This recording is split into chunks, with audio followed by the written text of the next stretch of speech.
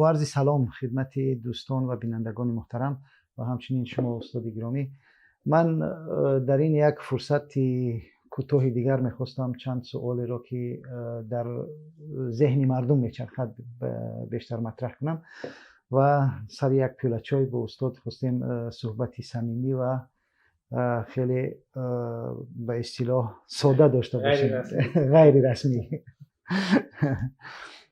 خب استاد، اگر دقت کرده باشید در شبکه ها و بعضی رسانه ها برادران و گروه های سلفی شما را همچون یک شخص لیبرال و دموکرات و نمیدونم به این شکل معرفی میکنند. شیعه، گاه شیعه. ولی در این طرف قضیه مثلا مردم لیبرال شما را همچون یک شخص اسلامگرا، یک شخص افراطی به این گونه معرفی میکنن. گاه اخوانی، گاه سلفی، گاه اخوانی، سلفی، شیعه، باز دوباره همین چیزا دوام میکنن. حالا شما از این میان فکر میکنید چگونه از میان این دو دریا بیرون میایید و چگونه میتوانید با خودتون رو و پیمان رو و نهضت رو نجات بدهید؟ بسم الله الرحمن الرحیم. همه را نام گرفتید که مثلا سلفی ها شیعه میگن یا لیبرال یا ملتگرا، برعکس لیبرال های البته نه همش یک قسمش میگن سلفی و وهابی، ولی نگفتید که شیعه ها چی میگن. چون من اخیراً شنیدم که یک شیعه ها سلفی میگن.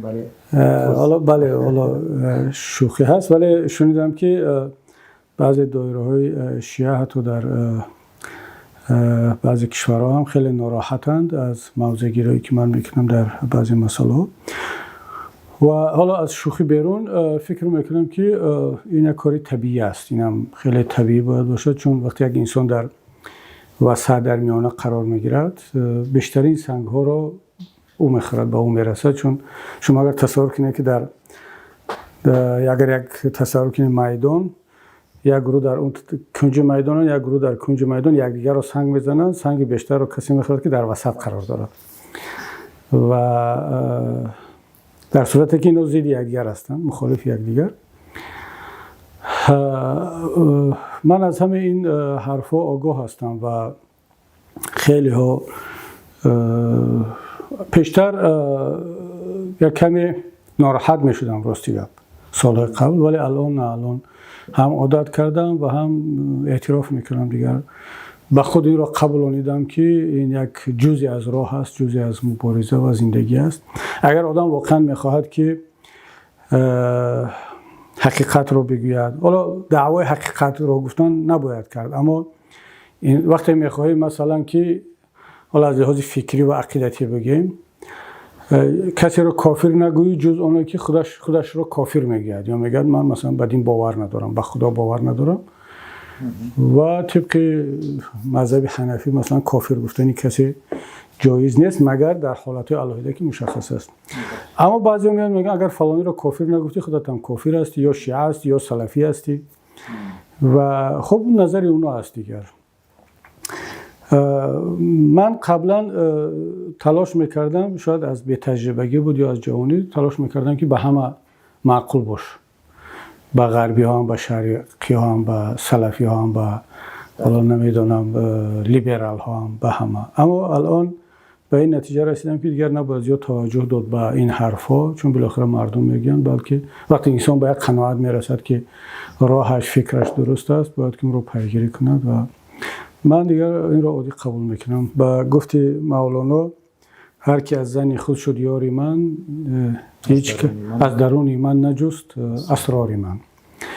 یعنی هر کس با زن و گمان و با فکر خودش یا یاری من میشد یا دشمنی من، ولی هیچ کس نآمده است با من بشیند روبرو بگید که فکرت چی است. خیلی کم کسان. من فقط یک خواهش میکنم از همه برادرانی که در حکم کردن خیلی راحت آسان حکم میکنن، خیلی با احتیاط باشن، چون وقتی که میگن که کبیری شیعه است یا کبیری مثلا مرتد هست یا به هر چی هست، من نمیدونم اونا اونقدر جسارت و جرأت دارن که فردا روز قیامت پیش پروردگار راست می ایستند و وقتی جواب گفتن، وقتی من دعوا خواهم کرد که پروردگار من کی هستم و کی بودم، ولی این آدم آمد تهمت کرد و این حرف را گفت، حرف کفر را. چون اگر کسی را کافر بگی کافر نباشد، کفر برمیگردد به خودت، یا هر تهمتی که کردی. چگونه یک نفر رو میان با راحت بر اساس بعضی باورهای خودشون، اندیشه‌های خودشون، یا شیعه حکم میکنن یا سلفی یا حتی مرتد، کافر، مشرک. من خیلی تعجب میکنم در جسارت اینها، چون که همه علما بر آن تاکید کردن که انسان باید مثل برگ بید بلرزد، میگن وقتی که نسبت یک نفر دیگر قضاوت میکنن، چون داوری کردن در دست خود پروردگار است یا در دست قاضی که اون صلاحیت رو دارد. اما نه هر کسی باید بیاد حکم کند. اما چیکار کنیم دیگر، عادت کردیم و یک کس لیبرال میدوند، یک کس سلفی، یک کس شیعه. واقعا ناراحت میشوید ولی تحمل میکنید، درست؟ قبلا زیاد ناراحت میشدم، الان نه، الان دیگر زیاد. مثلا وقتی که میخوانم والا نوارهای یوتیوبی رو که برای مثال نوروز نظرم رو درباره نوروز گفتم، چقدر حقارت و چقدر این کافر است و بدعت است و شیعه است و زردشتی است و چه حرفای نگفتن. ولی نه دیگر زیاد ناراحت نمیشن، چون من فکر میکنم که اینو از بیسوادی و از بدانشی است یا از تعصب. یک نفر چندان بیسواد نیست، دانش خوب دارد اما تعصبش خیلی زیاد است و این حرفا رو میگن. من حالا شاید فرصتش باشد اگر کسی میخواد واقعا بدوند که نگاهی من به این مسئله چی است. من از کسی پنهانم نمیدارم و آشکار میگم. شاید خیلی ساده هست، گفتگو بنال نی هست، ولی من از همه برادرها خواهش میکنم که قبول کنن ما را همچون یک مسلمانی حنفی سنی از لحاظ اعتقاد، و واقعا هم خودم رو این گونه حس میکنم و این گونه یافتم با تمامی معناش. و از لحاظ افکار سیاسی واقعا یک انسان آزاداندیش، حالا تا جای نزدیک به اندیشه‌های لیبرالی نه به معنی که همه چیز جایز باشد، نه، در مسائل سیاسی، در مسائل مثلا حکومتداری من خیلی دموکرات و نگاهم لیبرالی و دموکراتی هست. در مسائل اقتصادی من به نگاه سوسیال دموکرات نزدیکتر هستم، بیشتر به مسائل اجتماعی خیلی توجه میکنم.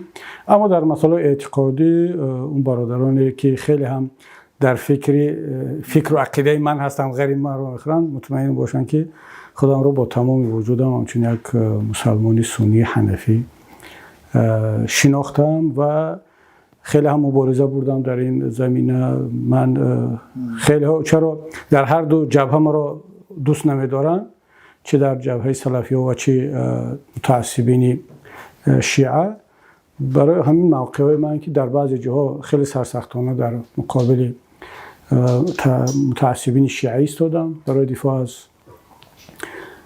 ارزش‌های اهل سنت و جماعت و مذهب حنفی، بخصوص در کشور عزیزمان تاجیکستان. و همچنین هر جایی که دیدم که یک ظلم بالا یک شیعه هم شده باشد، اگرچه بگذار شیعه هم باشد، از طرف یک مسلمان حتی سنی هم، من با تمام قوت امکانم ایستادم و پنهانم نمیکنم در این مسئله.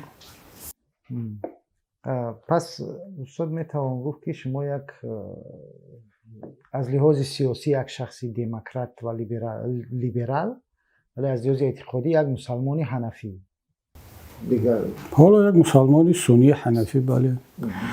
ببینید من آیا فکر میکنید تصوف در اندیشه شما جایی دارد مثلا؟ بله، چون قبلگاه من و خانواده ما در، یعنی البته نه از بگوییم که اشخاص معروف، اما از خانواده تصوف هستیم، بخصوص در نقشبندیه. و اگرچه قبلگاه باز خیلی محبت خاصه به پیشوایان قادریه هم داشت و مثلا یادم هست که قبلگاه همیشه زیارت میکردن از داملو محمد شریف حصاری تا وقتی که زنده بود. بعد ایشون تورجان رو خیلی زیاد میرفتن زیارت و دیگر مشایخ و پیران طریقت که در تاجیکستان بودن و یک محبت خاص به همه اینها داشتن و خیلی آدم حلیم و پرتحمل بودن که این همش ریشه در تصوف دارن. اما در مسائل باز هم اعتقادی دیگر یک هیچ، مثلا در تصوف غلو نداشتن، یعنی به حدی شرک اون که بعضی حالت این هم هست هیچ وقت نرسیده بودم الحمدلله. و این در تفکر اندیشه بخصوص در فرهنگ و مناسبت من با دیگران تاثیر رسانده است. آیا فکر میکنید همین مذهب حنفی در شکلگیری اندیشه سیاسی شما نقش داشت؟ بله، چون من مذهب حنفی رو تا اونجایی که خودم مطالعه کردم و مقایسه کردم با مذهب‌های دیگر، چه با مذاهب دیگر اهل سنت و جماعت و حتی مذهب‌های دیگر اسلام، یکی از تحملگراترین مذهب یافتم و واقعا هم امام ابو حنیفه خودشون قربانی زیاد دادن برای این مسئله ها. دیدگاه سیاسیشون خیلی معتدل هست و از نگاه من از همه سیاسی ترین مذهب فقهی هم باز مذهب حنفی است. و من حتی این را، حالا شاید که این حرفم رو باز انتقاد نکنن زیاد، این را در نتیجه مطالعه ها میگم، شاید یکی از مذهب‌های از همه اپوزیسیونی هم باشد. چرا؟ برای آنکه امام اعظم نرفت در خدمت حاکم باشد. یعنی نمیگم که اپوزیسیون حاکمیت در اپوزیسیون حاکمیت قرار داشت، اما هیچ وقت اجازه نداد که خودش حداقل در خدمت حاکمان باشد و حتی زندانی شد و حتی در بعضی حالات آمد از خانواده، از اهل بیت، از خانواده حضرت پیامبر صلی الله علیه و سلم دفاع کرد در اون جایی که در مسائل سیاسی آنها را مظلوم یافت. نه در بحث عقیدتی، وارد بحث عقیدتی نشد، اما در مسائل سیاسی حتی من در یک جا خوانده بودم که بعضا زکات خودش رو میفرستاد در اون مرحله که آنها مظلوم قرار گرفتن با آنها. و یعنی خیلی یک انسان به خودش یکی از صاحبان مذهب اهل سنت و جماعت، اما ببینید که وقتی میدید که یک نفری که از لحاظ اعتقادی و عقیده با او اختلاف دارد ولی چون مظلوم هست از او پشتیبانی کرد، طرف حاکم را نگرفت. و بنابر همین من فکر میکنم که در شکل گیری موقع های سیاسی من، اندیشه سیاسی من، مذهب حنفی خیلی تاثیر داشته است، به خصوص خودی رفتارهای امام اعظم. اما بعدا ببینید که خودی مکتب امام اعظم شاگردانش خیلی بعد درباری شدن، خیلی رفتن، مثلا تقریبا میشود گفت که در شکل گیری فقه دربار و فقه حاکمان سهم شاگردان امام اعظم کم نیست. ولی خودی اینجا ما باید فرق بین اندیشه و افکار خود امام اعظم و مذهبش یا مکتبش بگذاریم. در بعضی مسائل فقهی حتی بین خود امام اعظم و شاگردانش مثل ابی یوسف، محمد و سرخسی و شیبانی دیگر اختلاف نظر هست. استاد، بسیار وقتها شنیده می شود که محیدین کبیری یک تاجر است تا اینکه یک سیاستمدار باشد. از نگاه خودتان شما یک تاجر هستید یا یک سیاستمدار؟ من سیاستمدارم. من در پهلوی سیاستمداری به تجارت هم مشغول بودم، به علم هم مشغولم، به زیاد مطالعه میکنم. مثلا تاریخ و زبان ها رو دوست می‌دارم. حالا هم مثلا هر روزانه باشد هفته 2-3 درسی زبان می‌آموزم و خیلی مشغولیت‌های زیاد دارم. ورزش رو مشغولم، دوست می‌دارم، اما با اون حدی که من به سیاست مشغولم به هیچ کدوم از اینا مشغول نیستم و ولی اینا همیشه با من هستند و من همیشه با تجارت بودم، یا انیقترش تجارت همیشه با من بود. از سن دانشجویی من عادت کردم که از حتی در زمان مکتب بچگی من اولین بار پول شخصی خودم را کار کردم. از دیه دلانه میچیندم، رحمتی مادرم حمل میکرد، من میآوردم در بازار شهری آرژینکیزآباد، یعنی بازار میگفتن اون وقت و حالا وحدت شد، در اونجا میفروختم و برمیگشتم. یادم هست که اولین پولی به دست آوردم برای رحمتی مادرم چند قوز می نواخت، یک اسباب موسیقی قدیمی بود، خیلی زیبا می نواخت و شکست داد، براش از همون چند قوس خریدم و با بعضی چیزهای دیگر برای خودم یک رفی کتاب برای کتاب‌هایم. این اولین درآمدم بود که شاید 12-13 ساله بودم. در سال تحصیل در تکنیکوم و دانشگاه در اکادمی همیشه من با تجارتی نه در پهلوی درس مشغول بودم، چون نظرم این بود که یک انسان باید تلاش کند از لحاظ مالیوی مستقل باشد و چون گاه وابستگی مالی، احتیاج مالی آدم را میتواند ضعیف کند و وابسته بگرداند، به خصوص رهبری سیاسی را.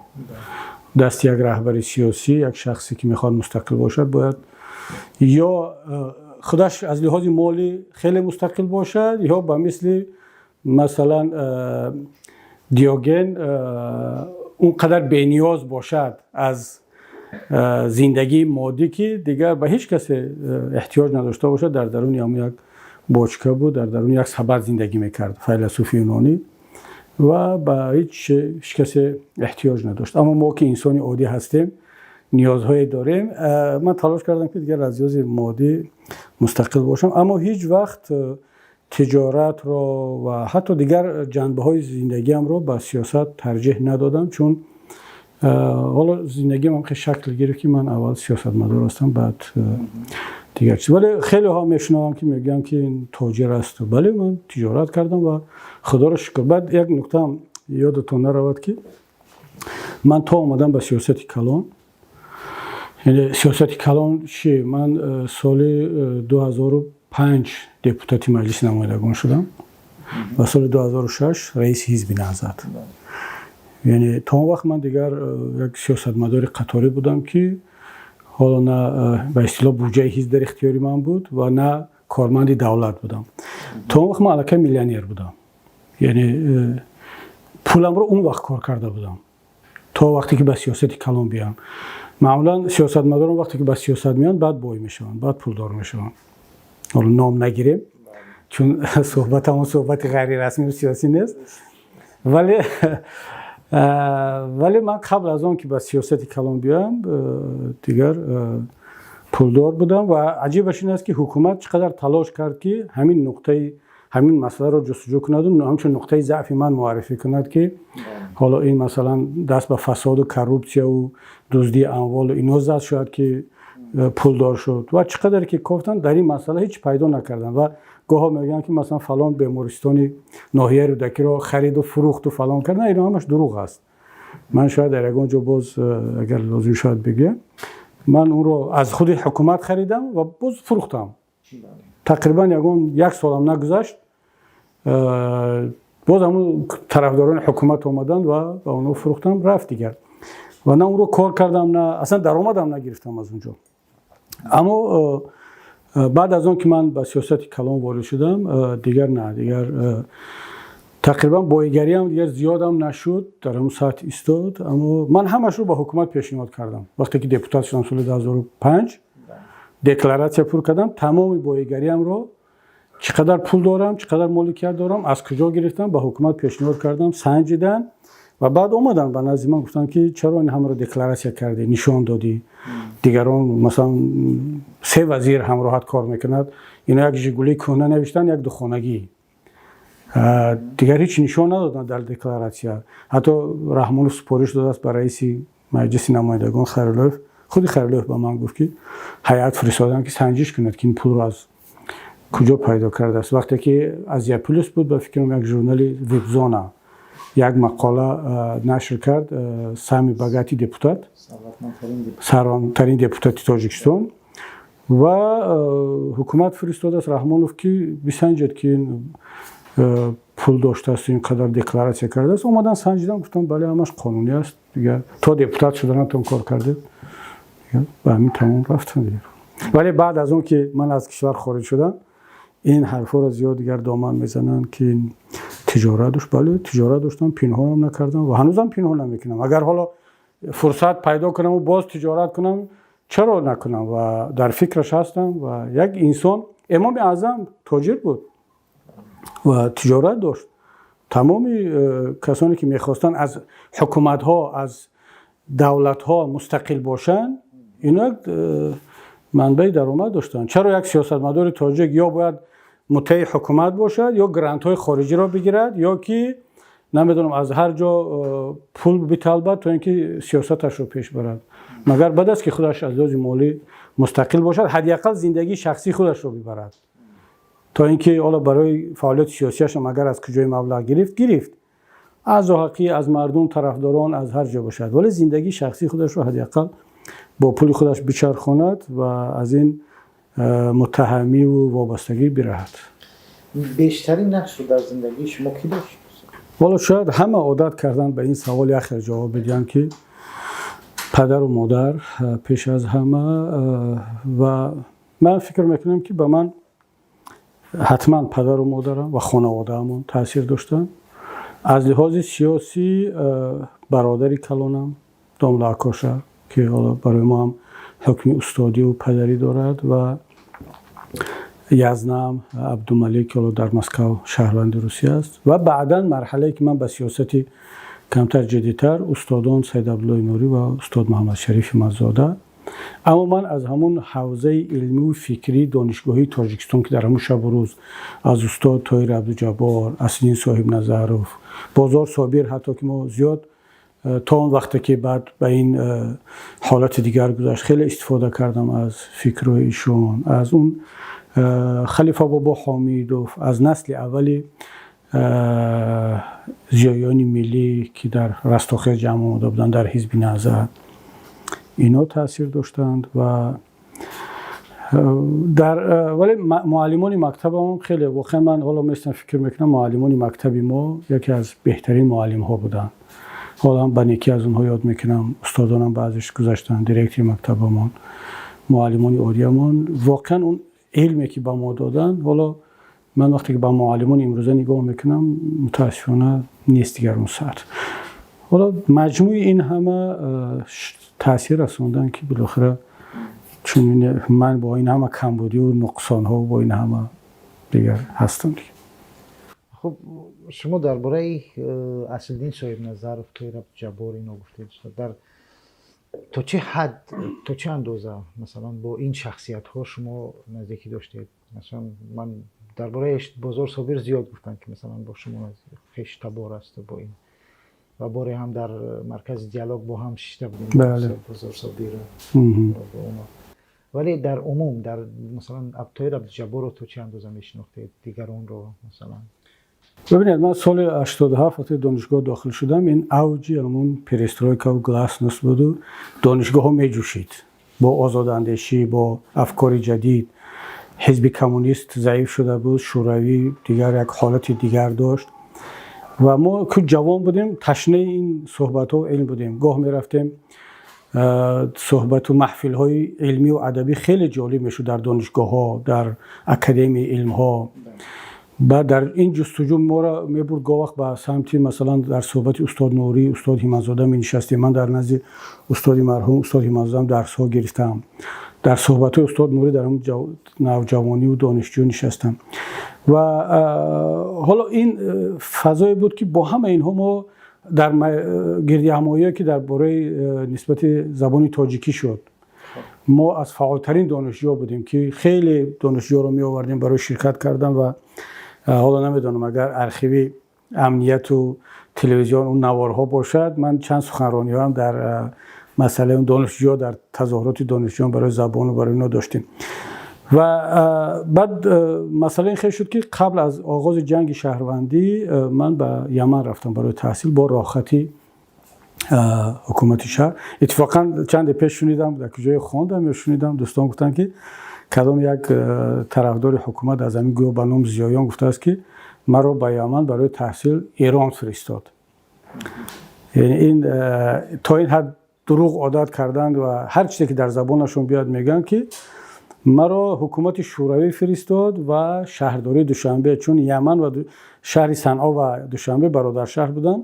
من در یک کنکورس جای اول رو گرفتم در شهر دوشنبه و با راحتی و با پول شهر دوشنبه من شهرداری دوشنبه رفتم و این چونین طاهر فاضلوف خدا رحمتشون کند رکتور قبلی دانشگاه پول بلیتی مرا هم داد که رفتم برای یمن رفتم و تقریبا که اون جنگ شهروندی شروع شد من در یمن بودم و این حادثه رو از دور تماشا میکردم. اتفاقا دانشجوی در یمن هم بالای اندیشه و افکار من خیلی تاثیر رسوند، چون در اونجا با افکار و اندیشه های زیادی هم اسلامی و هم دنیوی من آشنا گشتم. اصلا در یمن چی میخوندید شما؟ در یمن زبان و ادبیات عربی، چون ما فاکولته شرقشناسی و بخش عربی میخوندم و یک سال برای یک سال فرستادن به یمن، اونجا هم زبان عربی و اون ملکه و دانش نسبی که از زبان عربی است در همونجا پیدا شد. بعدا من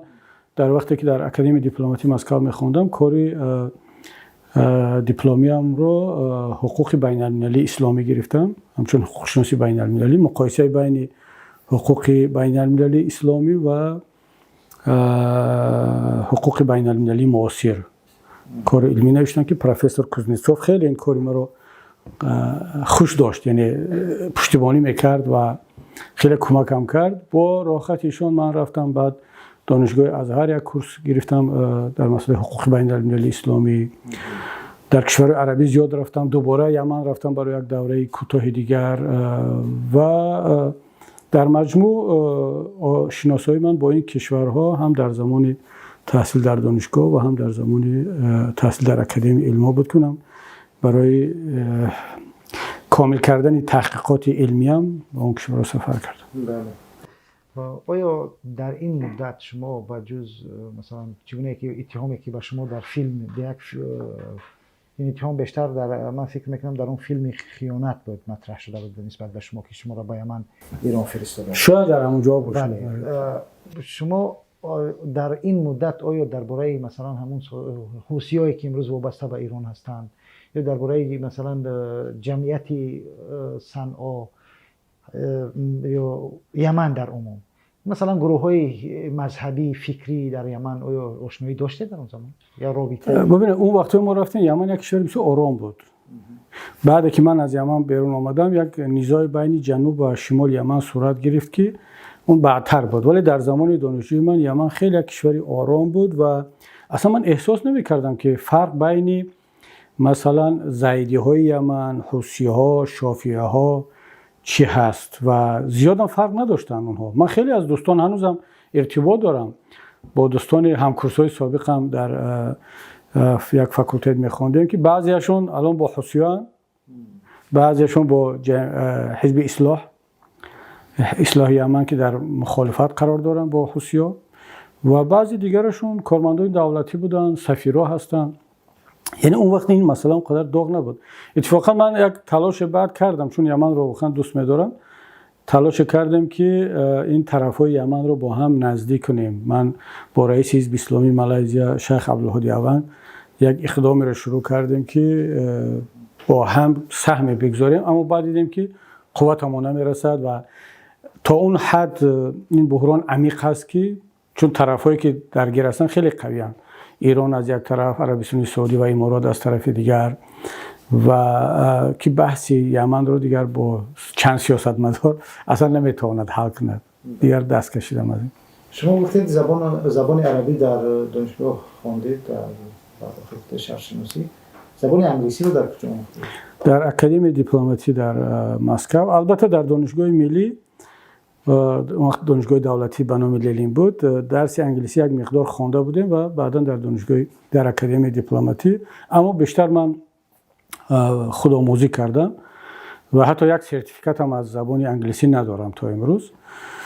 و اون زبان آموزی که از مشغولیت‌های من هست، یکی از همون هابی که میگن. حالا هم مثلا آلمانی درس می‌آموزم و استاد دارم، یعنی کسانی که البته به پول میان درس میتین صحبت میکنیم. من اتفاقا زبان روسی درس میتم با اونها، یک ساعت زبان روسی من درس میتم، اون یک ساعت به من زبان آلمانی درس میدید و البته حالا بیشتر این خیلی شد که دیگر کاملا من زبان روسی دیگر درس نمیتم چون طرف نیاز ندارد، ولی زبان آلمانی هنوز هم درس میتید و خدا رو شکر در سطح C1 حالا C1 یعنی C1 از اون 6 مرحله در مرحله 5 هستم و حالا بازودی شاید امتحان هم بدیم. خب استاد اگر یک کم واردی بعضی مسائل سیاسی هم شویم، باز هم چون زندگی مسائل شخصی شما مربوط میشود باز به سیاست، نمیشود از اون زیاد کناره ایستاد. در همین شب و روز ما میبینیم که بیشتری مردم خودشون را کنار گرفتن و در مقابل ظلمی که امروز حکومت میکند همه خاموشند اکثرا. ولی امروز شما و مثلا پیمان ملی تاجیکستان گروه 24 تلاش میکنن با عموم در عموم، نیروهای دیگر ساکتند، ولی احتمال این که مثلا بعداً هم گروه های دیگری پیدا شوند وقتی که شرایط تغییر میکند، مطمئنم همه میدونیم که این وضعیت به اون سمت رفته ایستاده است. آیا گروه های دیگری بروز میکنند و میخواهند وارد سیاست شوند؟ شما در این باره فکر کرده اید مثلا؟ بله، نه تنها فکر کردم، این رو ما در تجربه هم دیدیم. وقتی که در کمیسیون رشد ملی من کار میکردم، اول به حیث یاوری استاد، بعدا عضو کمیسیون، وقتی که اپوزیسیون قدرت داشت و 30% به نام یا منصب در اختیارش بود و باید تقسیم میکرد، خیلی ها دیگر پیدا شدن در پهلوی ما، خیلی افراد. اما وقتی که اپوزیسیون ضعیف شد دیگه همه فرار کردن رفتن، برعکس باز ضد ما شدن و امروز همه عیب و تهمت رو در برداشت حزب نهضت ما بار کرده ایستادن. حالا هم همین است. حالا که در مبارزه بودن، در فعالیت بودن، فقط عذاب و مشقت دارد. فقط آدم تحقیر می شود، تهمت می شود، مالکیت رو می گیرن، از وطن به وطن میشی، پدر و مادر از او میتین، آدمو فرار میکنن، هیچ کس نمیخواد با ما در ارتباط باشد، حتی بعضا خویش تبار هم فاصله میگیرن. اما وقتی که یک مقدار پیش رفت آدم قدرت پیدا کرد، دیگر اویسه جمع میشوند مردم. دو گروه بعد جمع میشوند، یک گروهی که واقعا از روی غرض میان، چون اونا فرق نداره، هر کی قوی است با اون نزدیک میشوند. امروز رحمانوف قوی باشد با رحمانوف هستند، فردا که شما قوی باشید با شما هستند. اما یک گروه دیگر نه، اونا از روی غرض نمیان، اونا وقتی امید رو میبینن میآیند. چون یک گروه شاید با ما نمیپیوندن، نه با خاطر اون که از رحمانوف میترسند یا مثلا اونها یگان فکر دیگر دارن، نه، اونها باور ندارن که ما از دست ما کار میآید، ما توانی آن را داریم که ملت رو به جا برسونیم و فکر میکنم این طبیعی هم هست، نباید اونها رو تنقید کرد. اما وقتی اونها دیدن که شما قوی میشید، استوار هستید و نشانه های پیروزی هست، امید که پیدا شد، اونا هم میگن بیایم ما در این مبارزه سهم خود رو بگذاریم تا اینکه یک کمی نزدیکتر شود و بیهوده نشود این تلاش های ما هم. و من فکر میکنم اگر ما کمتر فعالتر باشیم و کار نتیجه بدهد، حتما گروه های دیگر در صحنه پیدا خواهند شد که به ما میپیوندند. آیا امکانی این نیست وجود ندارد که این نیروها همین نتیجه رو ازش شما بگیرن؟ و در تاریخ هم این گونه حالات زیاد شده است. ببینید اصلا این نتیجه رو نباید هیچ کس مونوپول کند. حالا اگر ما که به نتیجه رسیدیم باید بگیم که پیروزی مال ما هست، به هیچ کس تعلق نداره دیگر، باید که همه فایده‌اش هم باید تنها از ما باشد. نه، این خیلی نیست. وقتی یک نیرو پیروز می شود باید کاری کند که همه از اون بهره ببرند، حتی کسانی هم که در اون شرکت نکردند و حتی کسانی هم که مخالف بودند اما جنایت نکردند. اما نباید اجازه داد که بعضی دایره هایی که حالا پنهان هستند و منتظر یک فرصت هستند، فرصت طلبان، بیان فرصت طلبی کنند و نه تنها از دست ما بلکه از دست ملت این پیروزی و نتیجه ها را بروند. این گونه شدنش هم ممکن است، چون وقتی که در مبارزه یک چند گروه با هم میروند، بعد یکی از این گروه ها ناجوانمردی میکند و یا یک کمی به گفت حکومتدار امروزه زیرکی سیاسی میکند و دیگرها را از صحنه بیرون میکند، سرکوب میکند، میکشد و خودش تنها میموند. همونطوری که الان همین حکومتداران کردن. مثلا بسیاری ها با اینا آمدن، در وقتی که دیدن که روسیه کمک میکند، ازبکستان کمک کرده شده است، پول و ارتش و نیرو و سلاح میتید، بسیاری ها از مناطق دیگر از همه جا آمدن با فرانت خلقی همراه شدند و بعد دیدیم که یکی یکی همه رو از بین بردن، زندانی کردن، کشته شدن، از منصب‌ها رانده شدن، همه در دست یک خانواده محدود شد. حالا دیگرها فقط خدمتگار و بلگوی همین خانواده هستند و زندگی خود رو تامین میکنند. این رو نامش رو گذاشتن زیرکی سیاسی، ولی نباید این گونه باشد ولی هر چی احتمالش هست. استاد، حتی در حالت پیروزی در منطقه‌ای که تاجیکستان ما قرار دارد با این قدر دیکتاتورها، مثلا شما در یک مصاحبه عربی حتی گفتید موزه دیکتاتورها است آسیای مرکزی. آیا در این موزه دیکتاتورها ساختن یک دولت دموکراتی امکان پذیر است از نگاه شما؟ من رو 20 صفحه دیکتاتورها در هوای باز گفته بودم یا به زبان عربی که هر نمود دیکتاتور در آسیای مرکزی است، از دیکتاتورهای سخت‌ترین مثل ترکمنستان که الان تاجیکستان هم، اون وقت این حرف رو گفتم تاجیکستان هنوز به این حد دیکتاتور نبود، ما در بین قرار داشتیم، تا دیکتاتور معتدل مثل قزاقستان که هر نمود دیکتاتور هست. علاوه بر این دیکتاتور آسیای مرکزی بعد ما کشورهای دیگر را داریم مثل چین و روسیه را داریم، از این طرف افغانستان جنگ زده. و اگر ما بخوایم در این بین یک بیابان خشکی که آزادی ندارد یک جزیره آزادی را بسازیم، خیلی کارمون دشوار میشد. اتفاقا ملت تاجیک در سالهای 90 برای همین سرکوب شد که ما میخواستیم در تاجیکستان یک جزیره آزادی را بسازیم که دیگر هیچ کس در اون زمان نمیخواستیم رو، نه روسیه نه ازبکستان نه کشورهای دیگر، و ما رو سرکوب کردن، سلاح دادن به اون بلشویکای خودمان و ملت رو سرکوب کردن. حالا میگن که اینا میخواستن اسلامی کنن، اسلامگراها و ما نجات دادیم. این افسانه است. مگر اگر ما اسلامی کردن میخواستیم دولت خدانظر رو به پرزیدنتی پیشنهاد میکردیم. وقتی که حکومت رو گرفته بود اپوزیسیون، فقط یک دولت عثمان از طرف اپوزیسیون از حزب اسلامی معاون سربازی شد، دیگه همه وزارت ها در دست همون کمونیستا و دموکرات ها به اصلاح دنیوی ها بود. اما برای مردم رو فریب کردن و ترساندن افسانه لازم است. حالا هم این سوال رو میدین که شما چگونه میخواید در تاجیکستان یک جزیره دموکراتی بسازید که وقتی اطراف این همه پیچونیده شده است با این دیکتاتورها. من فکر میکنم که ملت تاجیک باید به قدرت خودش باور کند. اگر ما باور نکنیم و به همین افسانه باور کنیم که نمیتوانیم، یک عمر در احاطه همین دیکتاتورها میمونیم و یک عمر در زیر ظلم و ستم همین یک خانواده یا دیکتاتور دیگر. خب پس ملت تاجیک از ملت‌های دیگر منطقه چه فرق دارد؟ حالا دیگرها خان و امیر و نمیدونم یک پادشاه را قبول داره، ما هم قبول داریم. پس کجا شد اون کاوه آهنگر، کجا شد اون سپیتامین، کجا شد واسه، کجا شد این همه مبارزان که ما میگیم که ما وارثان اونا هستیم. من حالا گذشته از اون تاریخ رو مانیم.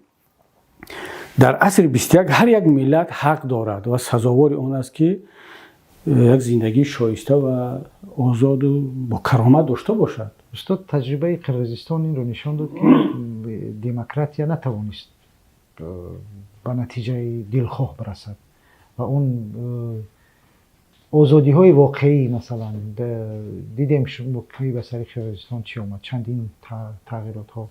آیا این دلیل نیست که مثلا مشکلات در آینده تاجیکستان هم باید چنین؟ ببینید، قرقیزها نتوانستند از قرقیزستان شویتزاریا بسازند یا کانادا بسازند یا آلمان بسازند، اما قرقیزها وضعیتشون از ما تاجیکستان خیلی بهتر است. خب چرا این رو نمیبینیم؟ وضعیت قرقیزها از ترکمنها خیلی بهتر است. دولت قرقیزستان از ازبکستان ضعیفتر است، اما وضعیت آزادی قرقیزها از ازبک‌ها و از قزاق‌ها خیلی بهتر است. ما چرا این رو به نظر نمیگیریم؟ قرقیزستان از لحاظ اهالی از تاجیکستان ما کمتر است. 3 رولوسیون گذراندن، ولی امروز مجموع محصولات داخلی قرقیزستان از تاجیکستان بیشتر است. همین خلاص یا نیست؟ برید استاتستیک رو ببینید. درآمد هر یک فرد قرقیزستان، درآمد اقتصادیش در مقایسه با تاجیکستان بهتر است. قرقیزها آزادانه در مسائل مسجد، لباس مشکلی ندارند. رسانه ها، حزب ها، یک خانواده بایگری دولت را تمرکز در اونام کروپسی هست، اما به این شکل که در تاجیکستان هست به این شکل نیست. نمیشه زندگی قرقیزستان رو با تاجیکستان مقایسه کرد. امروز حتی در بحث سرحد قرقیزها جسورتر و دستشون بالاتر است. برای چی؟ برای آزادی که دارن. مردم غیور و جسوری که دارند. ملت تاجیک هم غیرت دارد، جسارت دارد، اما حکومت سرکوب کرده است. و برای همین نگویم که مثلا قرغیزها نتوانستند. نه، قرغیزها توانستند. در مقایسه با همه ملت‌های آسیای مرکزی قرغیزها زندگی آزادی بهتر دارند، اما چرا وضع اقتصادی بدتر دارند؟ شاید در مقایسه با قزاق‌ها برای نفت و گاز ندارند. قرغیزها مثل ما یک ملتی در کوهستان و با امکانیت‌های محدود، اگر همین آزادی قرغیزها نمی بود، با این امکانیت‌های محدود اقتصادیشان وضع قرغیزها از تاجیکستان هم از تاجیکان بدتر می بود.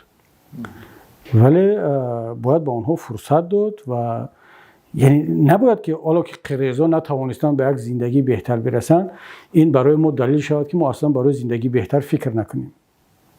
خب اصلا پس چرا ما باید قرغیزها رو برای خود معیار بگیریم یا قزاق‌ها رو یا افغان‌ها رو؟ چرا ما برای خود مثلا کشورهای پیشرفته اروپا رو معیار قرار ندیم؟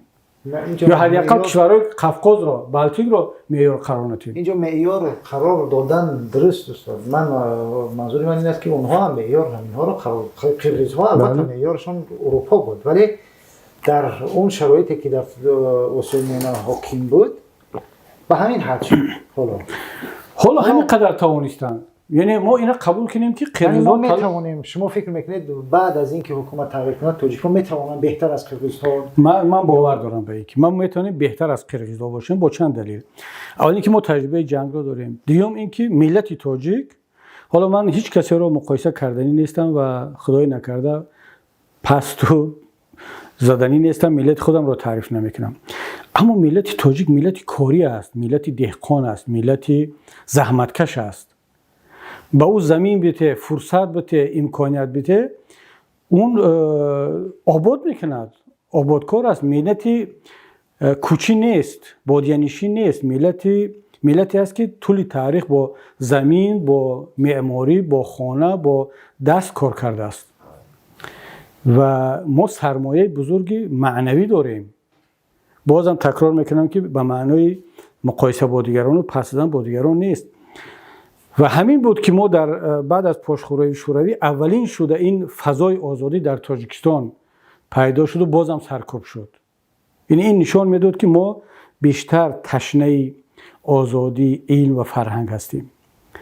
و به نظر من ما میتوانیم که در یک فرصتی کوتاه از نه تنها از قرغیزها، از خیلی ها در منطقه پیشتر باشیم. اصلا من نظرم این است. الان ببینید تاجیکستان تبدیل شده است به یک جای جمع‌شوی همه کسانی که برای تفریح خوشگذرانی میآیند. حتی تمام فارس زبان‌های دنیا، برای معذرت میخواهم، برای اینکه در اونجا این مشروب و اسپریتنوی و زن این برای خوشگذرانی ارزان ترین است. دیگر یعنی اینا به خودشون اجازه نمیتین از لحاظ گرانی و قیمتی که در اروپا در جای دیگر اینا بیان خوشگذرانی کنن، میروند تاجیکستان.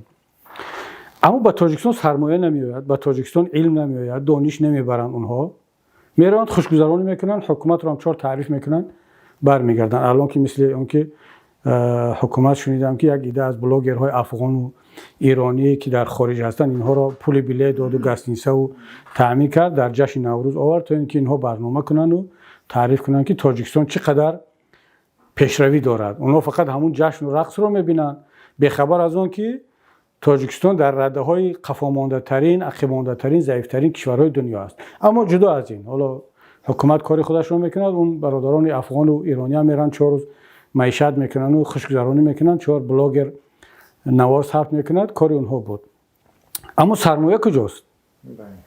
اقتصاد کجاست؟ ما باید کاری کنیم که دوشنبه و این شانس رو دارد تاجیکستانی ما تبدیل شد به یک، این رو میگن خب، همون حبی که حالا الان مثلا دبی شده است. من نمیگم در سطح دبی، اما علم و دانش و سرمایه و صنعت و تبدیل شد به یک جایی که همه اونجا سرازیر بریزن، بیاین یک مکان آزادی که مردم سرمایه‌اش حفظ شود، تجارتش حفظ شود، در اونجا چاره‌بینی‌های فرهنگی آزاد برگزار شود، در اونجا مراسم‌های تمام فارس زبان‌های دنیا از لحاظ سیاسی، اقتصادی، فرهنگی برگزار شود. ما این شانس رو داریم و این امکانیت داریم که تاجیکستان رو واقعا تبدیل بدیم به یک مرکزی که همه رو بیارن با اون. مثلا گرجستان کی باور داشت که گرجستان در قفقاز بعد ساکاشویلی به همین شکل می شود؟ گرجی‌ها توانستند. حالا که گرجستان یکی از فساد زده ترین کشور جمهوری سابق شوروی بود. اصلا من در گرجستان 2 سال خدمت ارتش کردم. میدونم در اونجا مردم چگونه بودن. امکان نداشت که در گرجستان هیچ کس پاره نگیرد، پاره ندهد. اول گرجستان بود، بعد آذربایجان در سطح شوروی. ولی آذربایجان ماند برای اینکه یک دیکتاتور است در اونجا. گرجستان اصلا کروپسیا رو ریشه‌کن کرد، در ایندکس جهانی یکی از کشورهای بالاترین هست. پس چرا گرجی میتونست با این همه ریشه تاریخی کروپسیا زده در شوروی زندگی کرده ولی تاجیکستان نمیتونست است؟ میتونه تاجیکستان هم.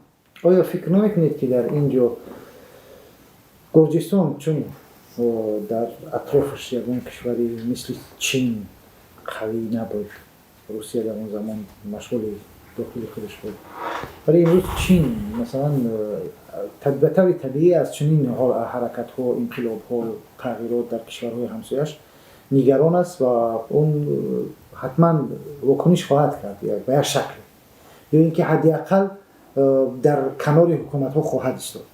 نقش چین رو در اینجا چگونه می‌بینید؟ با وجودی که مثلا شما می‌خواهید در تاجیکستان تغییرات بیاد، آیا با وجودی که چین مثلا با شما در ارتباط نیست، نگرانی دارد، میترسد، امکان دارد این؟ ببینید بیاد مردم رو از چین نترسونیم. بسیار من خیلی زیاد میشنوم، میخوانم، با هر کسی صحبت نمیکنی شما مگر فراموش کردید که همسایه داریم اژدهای سرخ چین، یا بعضا میگید این خرسی سفید شمالی روسیه. تا کی ما ملت رو از چین و از روسیه و از رحمانوف و از ازبکستان و از طالبان و القاعده میترسونیم؟ حالا همین گرجستان رو مثال آوردید که در همسایگیش چین نیست، در همسایگیش روسیه هست. با روسیه 2 مرتبه جنگید. ما همیشه یا چین رو بهانه میاریم یا که جنگ شهروندی رو. جنگ شهروندی که همه خودمون با خودمون بودیم، 5 سال دوام کرد، تموم شد دیگر. گرجستان 2 مرتبه جنگید. یک بار ابخازی رو از دست داد، نصف کشور رو، اسیتی شمالی رو از دست داد و گرجستان از ما کمتر مشکلی نداشت، ریولوسیا داشت، ولی اینا توانستند که در مقابل هم خرس و هم اژدها و روباه و سگ و شغال بیستند. یک ملت سربلند مبارز همین است. ولی من نمیفهمم آدمایی رو که همیشه میارن ما رو از چین میترسونن. چین از دست چی میاد؟ خب بله دشوار است، اما وقتی چین هم ببینه که یک ملت بیدار شده است، آماده است، چین سیاستمداران چین به این حد بیسواد و به این حد نیستن که بیان دیگر پیشره یک ملت رو بگیرن. ما وقتی که اعلان کنیم که منفعت‌های تمام همسایه ها حفظ خواهد شد، به شرطی که مخالفت با منفعت‌های کشور ما نداشته باشند و این رو همه احترام میکنن در چارچوب قانون‌های بین المللی. و من فکر نمیکنم که باید از چین یک غول بزرگ تراشید و در همسایگی چین هستن کشورهای دیگر که دموکراتی هستند. حتی این مغولستان که یک عمر با چین جنگ داشت و مغول‌ها چین رو چند مرتبه ضبط کردن. اتفاقا همین دیوار بزرگ چین به خاطر نجات از مغول‌ها ساخته شده است و امروز مغولستان یکی از کشورهای پیشرفته و خیلی دموکراتی است که در همسایه چین قرار دارد. چرا چین هجوم نمیکند او را بگیرد؟ مگر در اونجا منفعت ندارد؟ یا همسایه دیگری چین مثل تایوان، مثل تایلند، کشورهای دیگر، اینا همه کشورهای دموکراتی هستند. برای همین کسانی که خودشون یا جسارت ندارن یا غیرت ندارن و حتی من فکر میکنم بعضی کسانی که به بیداری ملت منفعت دار نیستن، به طور مخصوص نقش چین، روسیه و دیگر عامل‌های زید رو روشن‌تر میکنن، بلندتر میکنن. وقتی اون رسیده است که ملت دیگر به بالای امکانات‌های خودش تکیه کند و وارد مبارزه شود، وگرنه ما یک عمر همین خیال وصل چین و روسیه و کشورهای دیگر باقی میمونیم. خب استاد فکر میکنم به عنوان سوال آخر، اگر شما فکر به مسائل خصوصی کمتر وارد شوم. خیریه، چون وعده داده که مسائل خصوصی نشد بازم سیاست شده. یک شما در مدتی که رئیس حزب بودید، در مدتی که در پارلمان بودید، در کار کردید، در حکومت، در عموم در حکومت تاجیکستان، در حکومت از گذشته تا امروز فکر میکنید شخصیت‌های ملی وجود دارند که مثلا با این شکل بودن حکومت رو نمیخواستن و نمیخواستن؟ شخصیت‌های چونی هستن؟ این سوال هم زیاد خصوصی و شخصی نشد، اینم باز به سیاست رفت. از دوستی و از بله. یک صحبتی که قبلا داشتیم درباره اینکه حکومت بعدی رو من چگونه تصور میکنم اگر پیمان پیروز شد.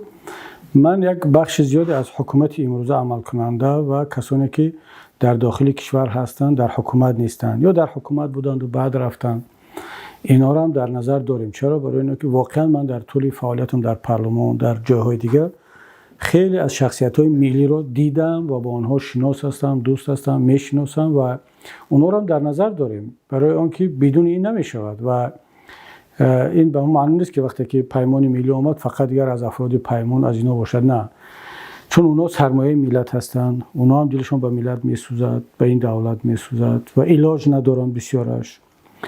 و من این را از تحلیلا نمیگم، این را با معلومات هم میگویم، با دیدم شنیدم و خیلی انسان‌های شریف و کادرهای خوبی هستند. حالا نام نمیگیرم برای اینکه باز یگان آسیبی نرسد به اونها و ها نمیدونم چند درصد ولی یک قسم زیادی از اون حکومت آینده باید از حساب همین افراد باشد، برای اینکه این پریمستیونس میگن روسا، این انتقال از یک نظام به نظام دیگر باید اگر ما بخوایم که معتدل بگذرد و خیلی آرام بگذرد باید که از این نیروها هم استفاده برد و اونها را هم در حکومت آینده جا داد و این وطن اونا هم هست. حالا اگر رحمانوف این مصیبت رو به سر ملت آورد معنی ندارد که همه حکومت همین خیل هستند. من میدونم بسیاری کسانی در حکومت هستند امروز هم که مجبورن قرصک بزنند و خوش آمد بگن، شدیداً با این وضعیت مخالفند. من نمیگم اونا با ما هستند ولی اونا میخوان که یک حکومت ملی باشد، یک کشور آزاد باشد، بالاخره رفت آمد کنن. من یک بار در یک صحبت هم گفتم که کدام سفیر نمیخواهد که وقتی در دالان‌های بین المللی از پرزیدنتش نام میگیرن یا از حکومتش بگویند که پرزیدنت تاجیکستان یک نفری با آبرو هست یا حکومت تاجیکستان یک حکومت معاصر پیشرفته دموکراتی هست، حقوق بشر در تاجیکستان رعایت میشود، زندانی سیاسی ندارد. همه سفیران رو میخوان، همه وزیران اینو میخوان، اما سفیرها و وزیرهای امروزه ما بیچاره مجبورن که ادوکات شیطان شوند، به اصطلاح روسی میگن ادوکات دیاوله، یعنی از روی وظیفه مجبورن سفید کنن، مجبورن ما رو تنقید کنن، مجبور کنن ما رو سیاه کنن.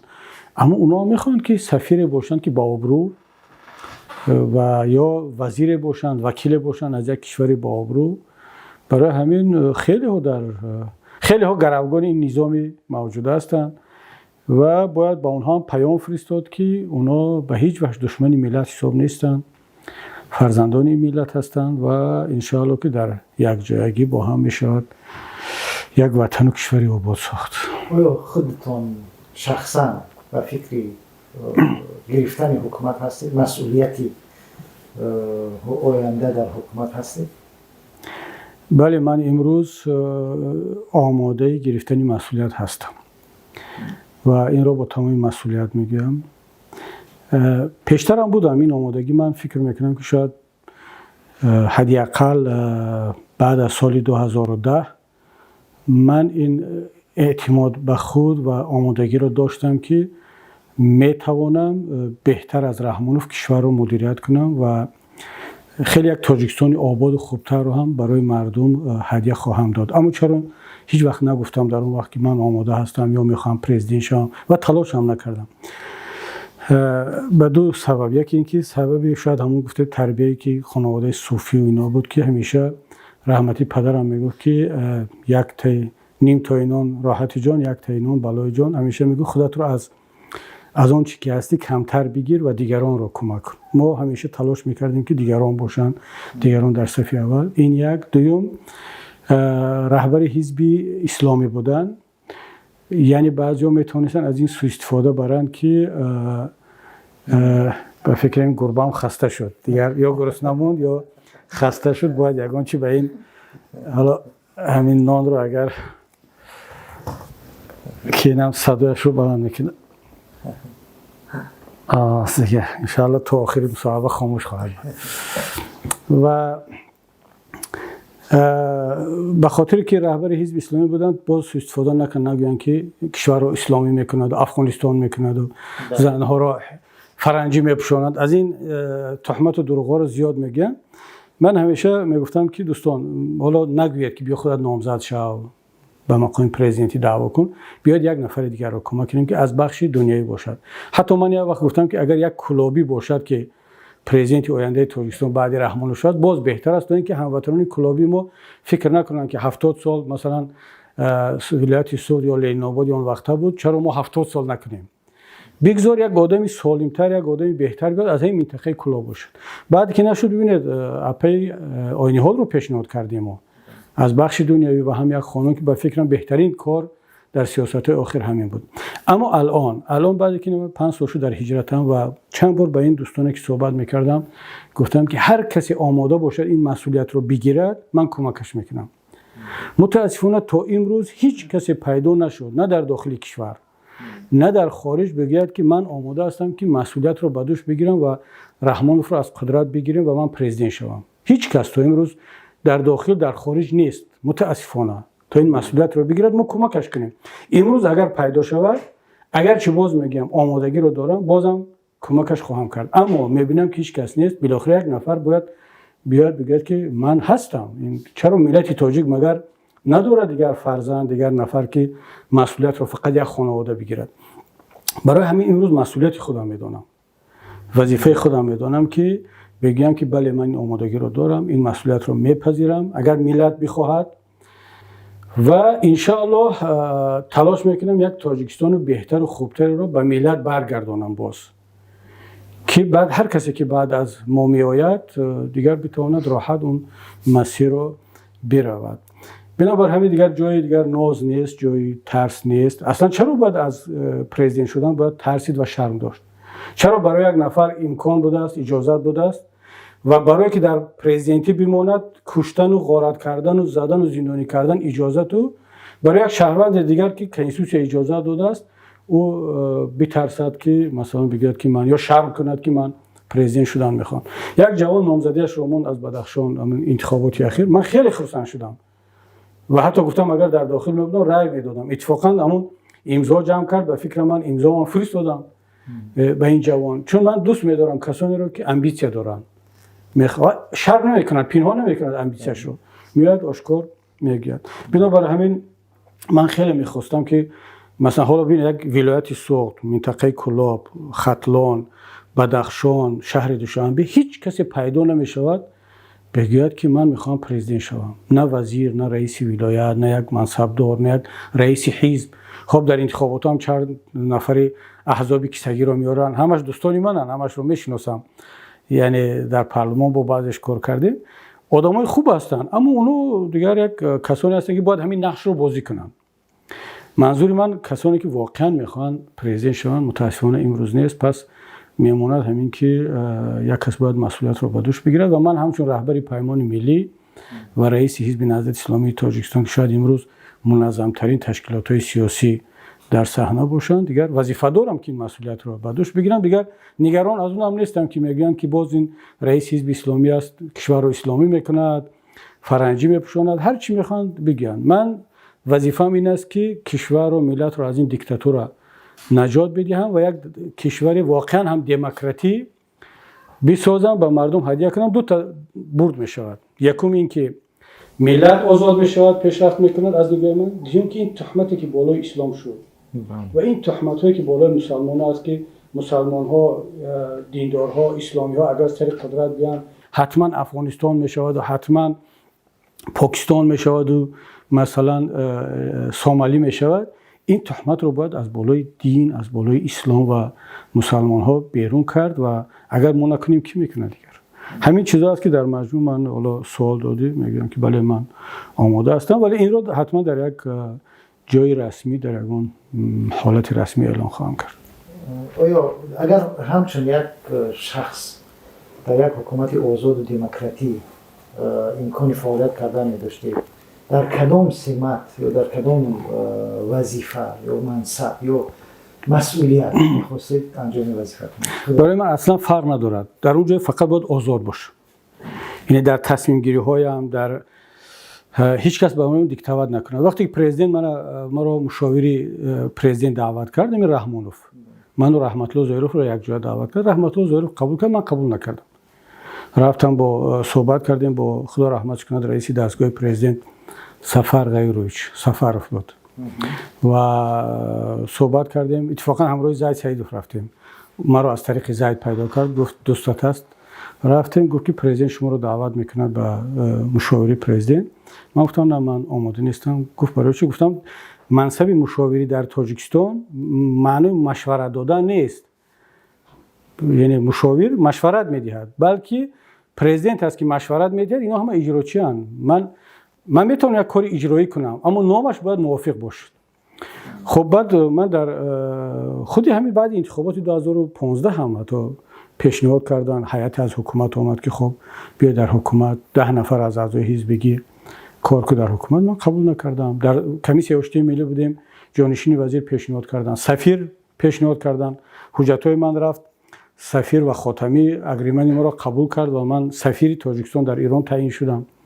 ولی بعضی صحبت ها نپخت با حکومت، چون طلب کردن که من باید یک صحبت علیه استاد نوری و حزب انجام بدهم مثل که دیگران کردن. بعد سفیر برام من قاطعانه رد کردم و دیگر کار نکردم در اون ساختارها. و حالا هم اگر پرزیدنت هر منصب بدین، من اگر خودم رو آزاد حس کنم که برای خلق و ملت هم کار کرده میتونم، طبق قانون من قبول میکنم. شرط نیست که آدم حتما باید پرزیدنت باشد. اما اگر پرزیدنت مانند تابع یک کسی دیگر باشم، متهم یک کسی دیگر باشم، من هیچ جا قبول نخواهم کرد. مثل که رحمانوف رو سر قدرت آوردن، تا امروز متهمش میکنن، طعنه‌اش میکنن که ما تو رو سر قدرت آوردیم، با سلاح ما آمدی، با تانک ما وارد دوشنبه شدی. و کی لازم است چنین پرزیدنتی یا چنین وزیری یا چنین منصب داره دیگر؟ من وکیل شدم برای اینکه از طرف مردم انتخاب شدم و خودم در وکیلی هم مستقل بودم. هیچگاه زیر دیکته یگان کس صحبت نکردم، برعکس همیشه نظر شخصی هم رو میگفتم. در پارلمان من نسبتا خودم رو آزاد حس میکردم، برای همین در اونجا کار کردم. همچون شخص با درباره زندانیان حزب طبیعی است که فکر میکنید، همچون رئیس، همچون مسئول، همچون رئیس حزب، ولی همچون شخص درباره زندانیان چی فکر میکنید؟ درباره شخصیتشون، درباره آیندهشون، درباره هر گاهی فکر میکنم که بعضیشون میتواند دیگر آزادی رو نبیند تا آخر حیات، خیلی ناراحت میشم. مثلا عقید الله زبیدالله رو وقتی فکر میکنم که 76 سال است، نزدیک 80، استاد سیف الله زاده و چندین دیگران که سینشون 70 گذشت یا به 70 نزدیک شد، اینا میتونن که دیگر آزادی رو نبینن، در همون زندان از بین بیرن. وقتی این رو فکر میکنم آدم رو یک کمتر حتی همین بعضا تاثیر در سرعت فعالیت هم دارد که خدای نکنه دیر کنیم. چون یک رهبر خودش رو شاید که خیلی بد نبخشد وقتی که یک نفر طرفدارش، معاونش در زندان بگذرد. چون من این رو در وقتی که ایشون شمس‌الدین در زندان کرپیش نگذشت، معاون رئیس حزب بود، من رفتم از داخل زندان جنازه‌اش رو بیرون آوردم و بعد ورتلیات گرفتیم تا چی رفت. ما از چاه بردیم، زمستان بود، ورتلیات زکس کردیم و جنازه ایشون رو با ورتلیات بردیم از چاه. من دیدم که چگونه در داخل زندان او کس گذشت، بعد خودم برآوردم از زندان و نمیخوام دیگر این تقدیر به دیگران تکرار شود. مقسوم افسرها رو از دست دادیم، چندین نفران دیگر رو، و این یک طرف مسئله است که گاه فکر میکنم اگرچه خود اونها میدونم که یک انسان‌های بسیار هم جوانمرد هستند و به تقدیر تن دادن، راه را انتخاب کردن و خودشان شاید مثل من و شما عذاب نکشن، عذاب روحی و معنوی. و من رو میدونم، اونها رو میشناسم، سید عمر رو خوب میشناسم، محمد علی رو، عبدالقهار و قیام الدین و دوله محمد علی، همه این بزرگواران رو، برادران رو خوب میشناسم. اما وظیفه خود میدانم که تمام تلاش رو کنم که آنها هر چه زودتر آزاد شوند. من چرا آزادی آنها رو شرط اساسی گفت و شنید و مذاکره با حکومت میمونم؟ چون گفت و شنید با حکومت اینا برای خاطر چی؟ به خاطر که اونها آزاد شوند. اتفاقا من فکر میکنم خود حکومتم بخصوص رحمان فهمید داند که نقطه ضعف ما همین زندانیامون هست و به همین خاطر اونها رو زندانی کردن، گروگان گرفتن که از طریق اونها به ما فشار بیارن و بالای اونها فشار میارن که ما خاموش باشیم، ما فعالیت نکنیم. اما دیدید که وقتی که ما فعالیت رو بیشتر کردیم، یگان نفر از زندانی ما نگفت که شما قطع کنید فعالیت رو. هرچند زدن، مجبور کردن، ولی اونها نگفتن. و این واقعا میدونید بیانگر اون است که مکتب داشتن، عقیده داشتن، به یک ارزش پایبند بودن چقدر اهمیت دارد. و هر کدوم اونو میتونست بیا در عوض عقب نشینی آزادیش رو بخرد، ولی این کارو نکردن. و این رفتاری آنها بالای ما مسئولیت میگذارد، بخصوص بالای من.